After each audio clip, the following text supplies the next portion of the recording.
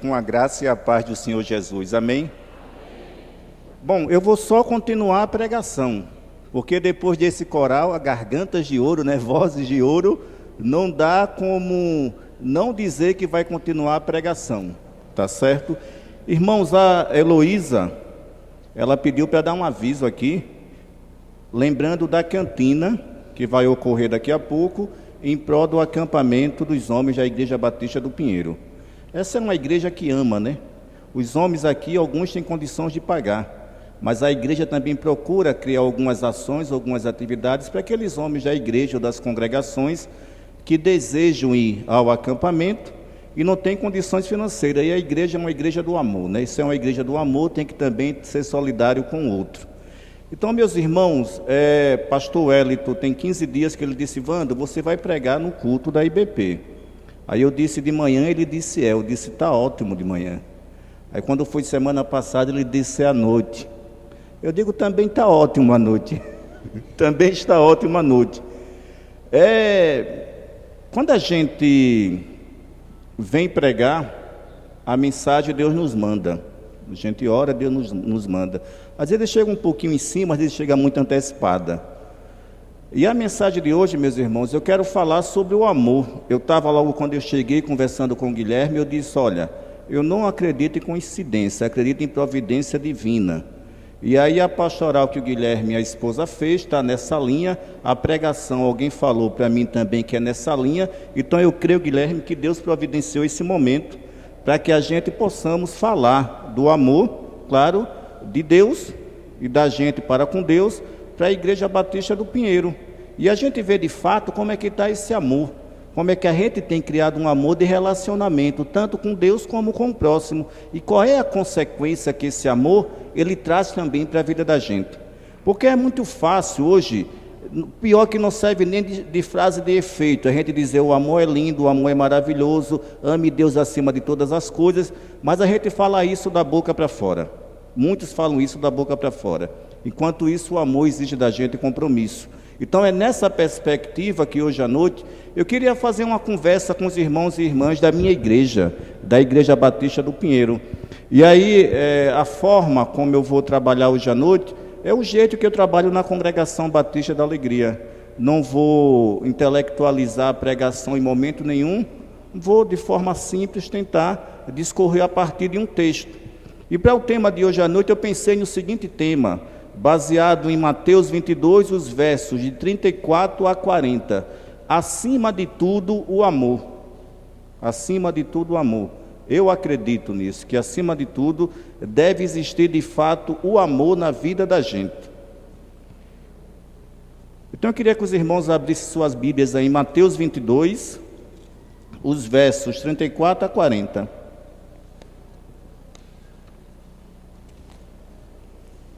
Amém? Então vamos ao texto, né, irmãos? Ao ouvirem dizer que Jesus havia deixado os saduceus sem resposta, os fariseus se reuniram. Um deles, perito da lei, o pôs à prova com essa pergunta: Mestre, qual é o maior mandamento da lei?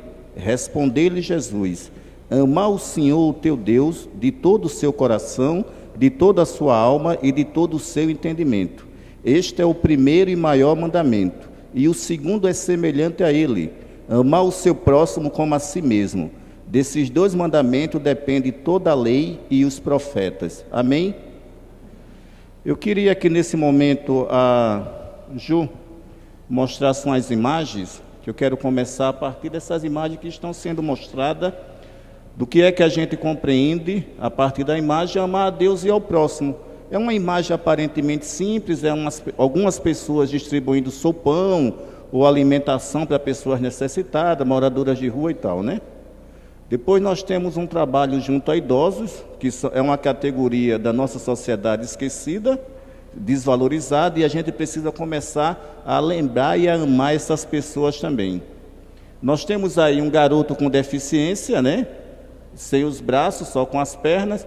E aí uma pergunta: qual é a maior dificuldade mesmo que você tem? A gente já parou para se perguntar? A gente sempre coloca dificuldade para não amar o outro, né? A gente coloca sempre empecilho e obstáculo para não amar o outro. E aí essa foto, alguns de vocês conhecem, Bonhoeffer, né? Foi pastor luterano entre a década de 40 e 50, foi um dos organizadores da resistência contra o nazismo na Alemanha e morreu. Foi morto pela polícia nazista alemã. Era pastor, que amava o próximo e também amava a Deus. E aí o nosso saudoso irmão Martin Luther King, que amou tanto a Deus e ao próximo, que foi capaz de doar sua vida pela sua comunidade, pelos princípios que ele acreditava. São algumas provas de amor, e aí essa palavra, que para mim é de fundamental importância em Martin Luther King, quando ele diz o seguinte: o que me preocupa não é o grito dos maus, é o silêncio dos bons, Porque se subentende, gente, que aquela pessoa que ama é uma pessoa boa. Essa seria até uma questão de lógica, né? Se o amor é bom, automaticamente, se a gente vai fazer aqui um silogismo lógico, pegando a lógica de Aristóteles, todo aquele que ama deveria ser bom. Deveria ser bom, sim. Não usasse o amor da boca para fora. Não usasse o amor apenas como frase de efeito. Então, nessa perspectiva, eu vou trabalhar hoje à noite 3 pontos com os irmãos com base no texto. O primeiro ponto é que Jesus nesse texto é posto à prova. Jesus é colocado a teste pelos saduceus e pelos fariseus. Jesus é questionado. O segundo ponto é amar a Deus sobre todas as coisas. E o terceiro ponto, que para mim são um dos pontos, que se você ama a Deus, deveria vir automaticamente por tabela, que não dá para amar a Deus sem amar o próximo, da mesma forma como você gostaria de ser amado. Eu acredito nesse tipo de amor, amar a Deus e ao próximo nessa perspectiva. Então, o que é que ocorreu? Naquele período, na Galiléia, na Judéia, não elevar, não reverenciar, não exaltar a lei de Moisés era a situação dos homens serem postos à morte e à penalidade. E os fariseus quiseram justamente pegar Jesus por aí. Queriam que Jesus dissesse que a lei era maior que a vida. E aí Jesus disse: não, a vida é maior que a lei. E aí o que é que Jesus fez ao ser posto à prova? Ele condensou a lei a 2 mandamentos. O primeiro mandamento, que foi amar a Deus sobre todas as coisas. E aí, se você vai lá em Êxodo 20 e pegar o decálogo, os 10 mandamentos, você vai ver, nós vamos ver que os 4 primeiros mandamentos, todos eles se referem ao Senhor Deus. Não ter outro Deus, cultuar somente a mim e não usar meu santo nome em vão. Todos os 4 primeiros mandamentos são direcionados à pessoa do Senhor Deus. Os 6 últimos mandamentos são direcionados à sua relação com o próximo. Não matarás, não adulterarás, honrar pai e mãe, não furtarás, e por aí afora vai. O que é que Jesus fez? Ele disse que a lei não valia? Claro que não. Jesus era tão sabido, tão sábio, como a gente diz, que Jesus disse: meu amigo, minha amiga, os 2 mandamentos que eu estou instituindo agora, vêm só para reforçar a lei de Moisés. Só, claro, que não vem com o peso, com o fardo, como a lei era posta. Porque geralmente uma lei, ela é posta de fora para dentro. E aí entra em jogo um princípio ético da parte de Jesus. Quando ele vai dizer que a ética, ou seja, a postura, o amor, ela sai de dentro para fora e não vem de fora para dentro. Ela vai dizer que deve sair do teu coração. Ela deve dizer que amar o Senhor teu Deus sobre todas as coisas tem que ser uma coisa que tem que estar implícita dentro de você. Amar o teu próximo como a ti mesmo, ele vai dizer: olha, ou é do coração, porque da boca para fora não serve. E Jesus trabalha nessa perspectiva de dizer: o homem deve ser modificado a partir de dentro e não a partir de fora só. Porque o Senhor toca a vida de cada um da gente a partir do coração e a partir da alma da gente. Então Jesus é posto à prova, sim, mas Jesus se saiu muito bem quando ele coloca isso. Eu não estou aqui para desmerecer a lei, porém, os meus 2 mandamentos que eu estou condensando essa lei, ela vai ser maior que a lei e vai ser maior que as profecias. Porque se você ama, tá certo? Você vai respeitar o teu irmão. Se você ama a Deus, você vai, por tabela, como a gente diz, automaticamente respeitar o teu semelhante ou o teu próximo. Essa é a grande questão. E o segundo ponto de hoje à noite, Amar a Deus sobre todas as coisas. Esse é um ponto difícil da gente às vezes aceitar. Até porque se a gente for lá em Mateus, tá certo? Mateus 6, 24, que ele vai começar dizendo assim: ninguém pode servir a dois senhores, pois odiará um e amará o outro, ou se dedicará a um e desprezará o outro. Vocês não podem servir a Deus e ao dinheiro.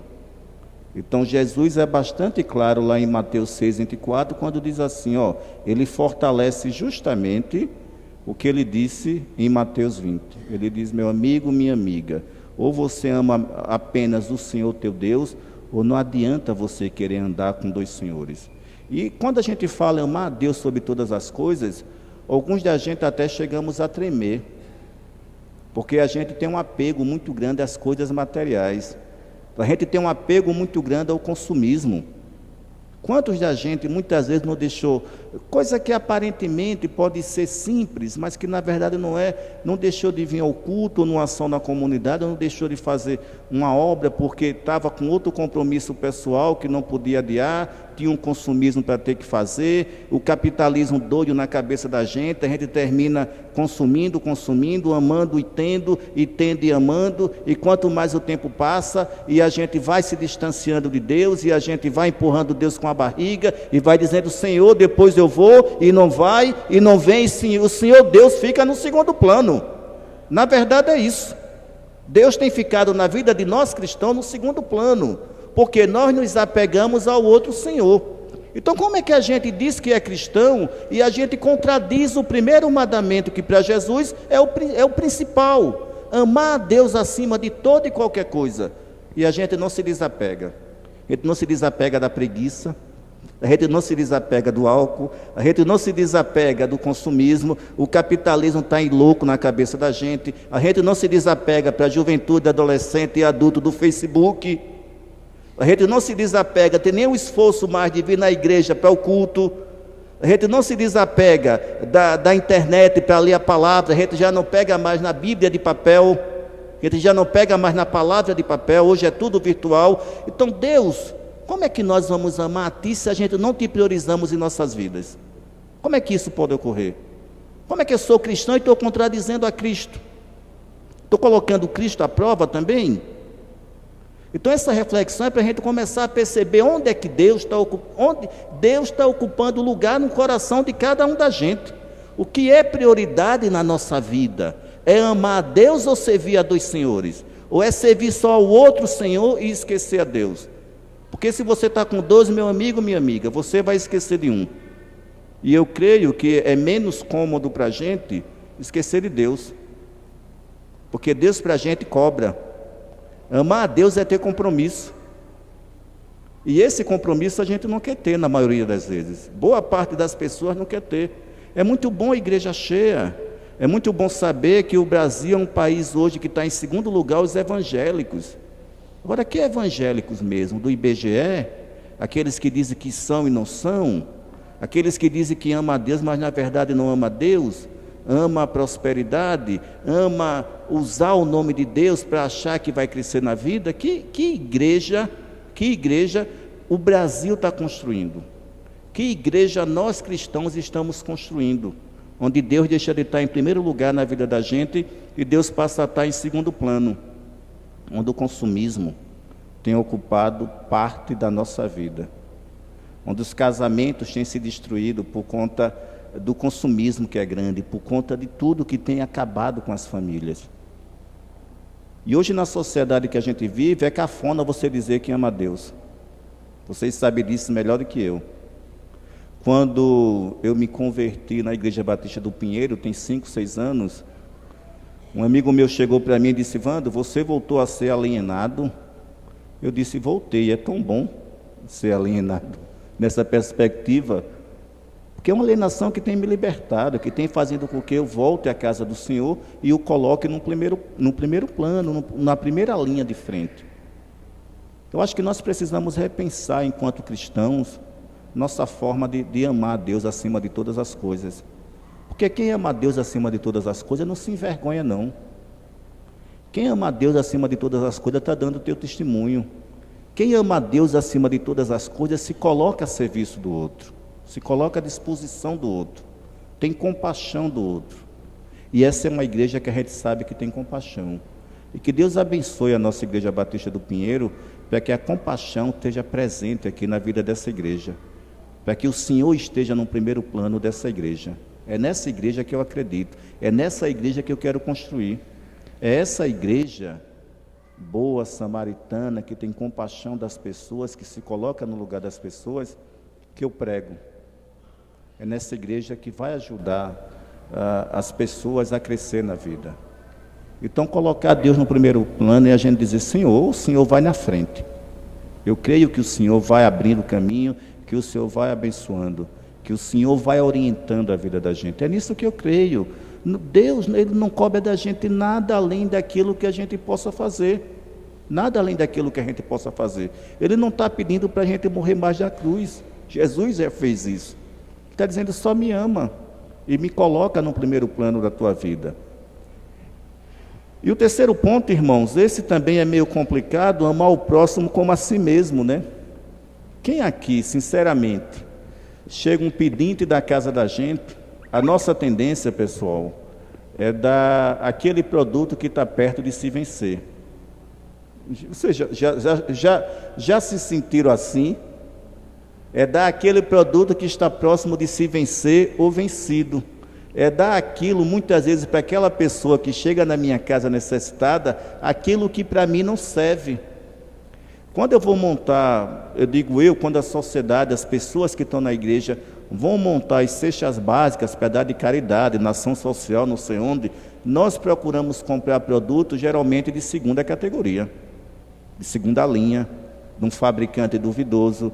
Porque na minha casa eu tenho que ter o bom e o melhor, e digo que amo o meu semelhante como gostaria de ser amado, digo que não gostaria de ser tratado de uma forma onde as pessoas me vissem com pena ou com dó, fosse uma pessoa de segunda categoria, e trato o outro desse jeito.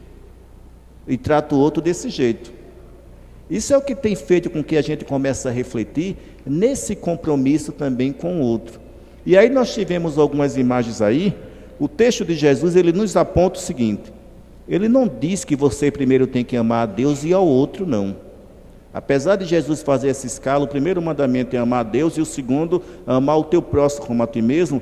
Ele está dizendo que isso tem que ocorrer de forma sistemática, de forma espontânea. Amor a Deus, automaticamente se compreende que o cristão que ama a Deus, que coloca a Deus no primeiro plano, ele também vai amar o irmão, porque se Deus está no irmão, Deus está em você, está certo? Você também vai amar.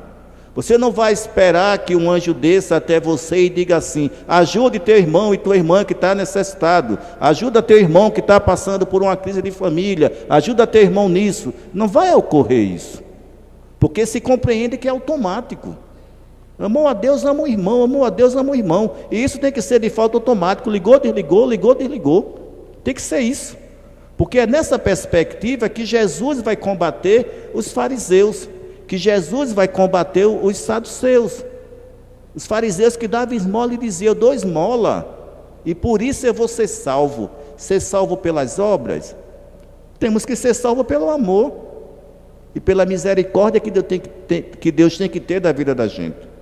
Então, irmãos, nessa noite, esses 3 pontos foi o que tocou meu coração nesse texto. E gostaria também que essa mensagem de hoje nos levasse a refletir, a nos questionar como é que tem ocorrido o meu amor pelo outro. Como é que tem se dado o meu amor pelo outro? Como é que eu tenho visto o meu semelhante? Como é que eu tenho vivenciado com o meu semelhante? Como é que eu tenho convivido com o meu semelhante? Que amor eu posso dar? Tá certo, se eu não tenho amor, muitas vezes é isso. Onde é que eu vou buscar esse amor a não ser em Deus? Onde é que eu vou construir esse amor a não ser em Deus? Porque se a gente vai para aquela história de primeiro amar a Deus e depois o irmão, isso não funciona. Aí vai ser um amor da boca para fora. E está aí o Brasilzão evangélico. quando a gente vai ver a vida daqueles que dizem que são evangélicos, Deus tem a misericórdia de cada alma dessa. Por quê? Porque é um amor tanto a Deus da boca para fora, e quando chega no irmão é o chamado amor meia boca. É o amor que não leva você a ter compromisso. É o amor que diz eu te amo, e na verdade você não se dedica a esse amor. Diferente do Bonhoeffer, diferente do irmão Martin Luther King, que amou tanto a Deus e o irmão a ponto de doar sua vida, a ponto de seguir o exemplo de Cristo, de morrer pelo próximo, de se entregar pelo outro. Claro que eu também não quero chegar aqui ao extremo de dizer, se você ama a Deus e ao teu irmão, agora vamos fazer ocupações, agora vamos fazer isso, vamos fazer aquilo. Se tiver de fazer, irmão, faça. Faça, se quiser fazer, faça. Só que vai contribuir dessa forma, faça. Se achar que amar o irmão, a irmã, é você começar a mudar o teu comportamento, a mudar a tua postura, é perceber o outro como teu semelhante, é mudar os paradigmas da tua vida, é perceber que o que o outro tem, tá certo, de bom, você pode também transmitir para ele, então seja assim também. Quando a gente fala em amar o próximo, automaticamente vem a história, e agora? Eu vou fazer um movimento, eu vou entrar numa ocupação, eu vou ser sem teto, vou ser sem terra, vou para o movimento negro?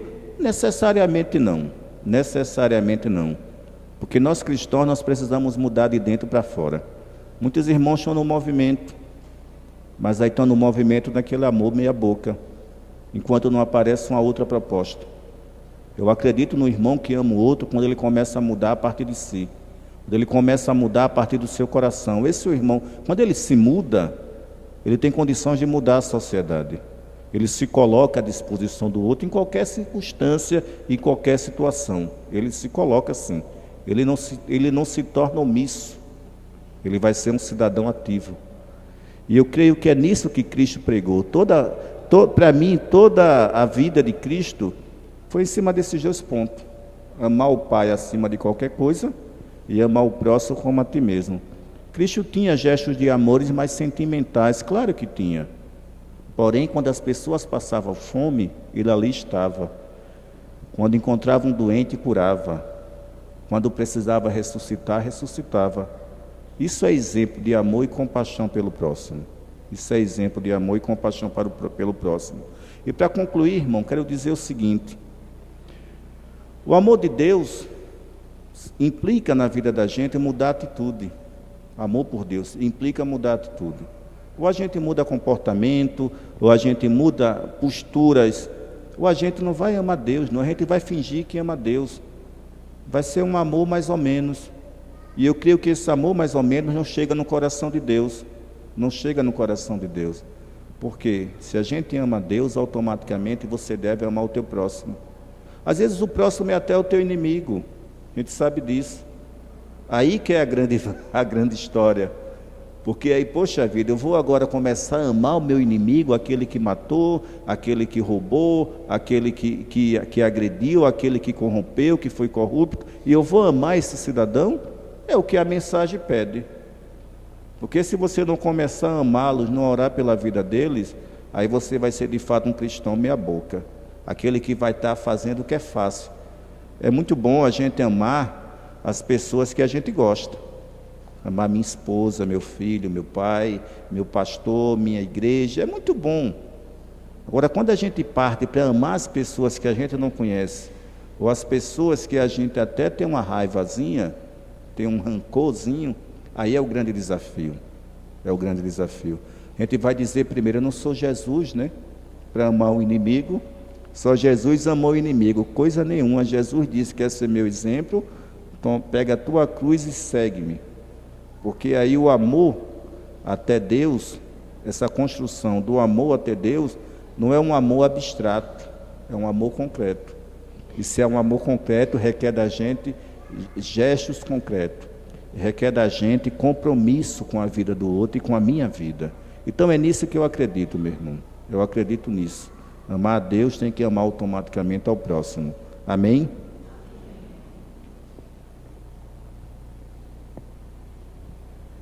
Vamos fechar com uma música. Vamos ficar de pé, Guilherme? Encerrar com uma música.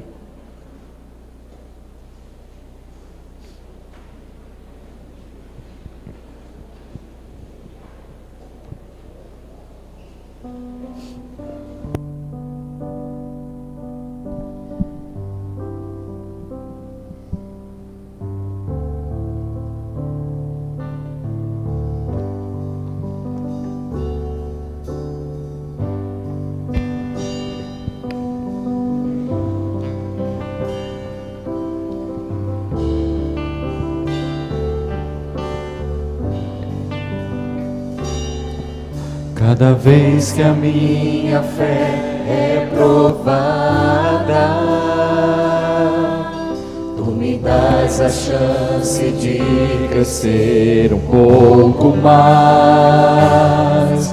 As montanhas e vales, desertos e mares que atravesso me levam pra perto de Ti.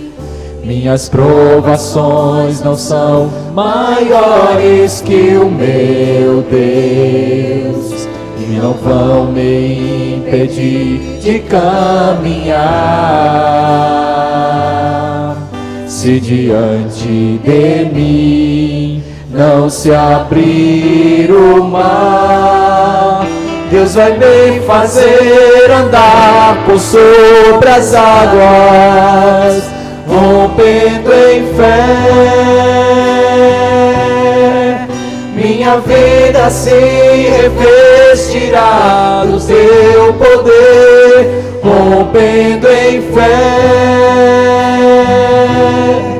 Ousadia vou mover no sobrenatural, vou lutar e vencer, vou plantar e colher. A cada dia vou viver, rompendo em fé. Vamos nos dar as mãos, cantar mais uma vez. Cada vez que a minha fé é provada, viver esse amor a Deus e amor ao próximo. A chance de crescer um pouco mais. As montanhas e vales, desertos e mares que atravesso me levam pra perto de Ti. Minhas provações não são maiores que o meu Deus e não vão me impedir de caminhar. Se diante de mim não se abrir o mar, Deus vai me fazer andar por sobre as águas, rompendo em fé. Minha vida se revestirá do Teu poder, rompendo em fé. Com ousadia vou mover o sobrenatural, vou lutar e vencer, vou plantar e colher. A cada dia vou viver, rompendo em fé, rompendo em fé. Minha vida se revestirá do Teu poder, rompendo em fé. Com ousadia vou mover no sobrenatural, vou lutar e vencer, vou plantar e colher. A cada dia vou viver, rompendo em fé. A cada dia vou viver, rompendo em fé. Obrigado, Pai, pelo amor que o Senhor tem por nós.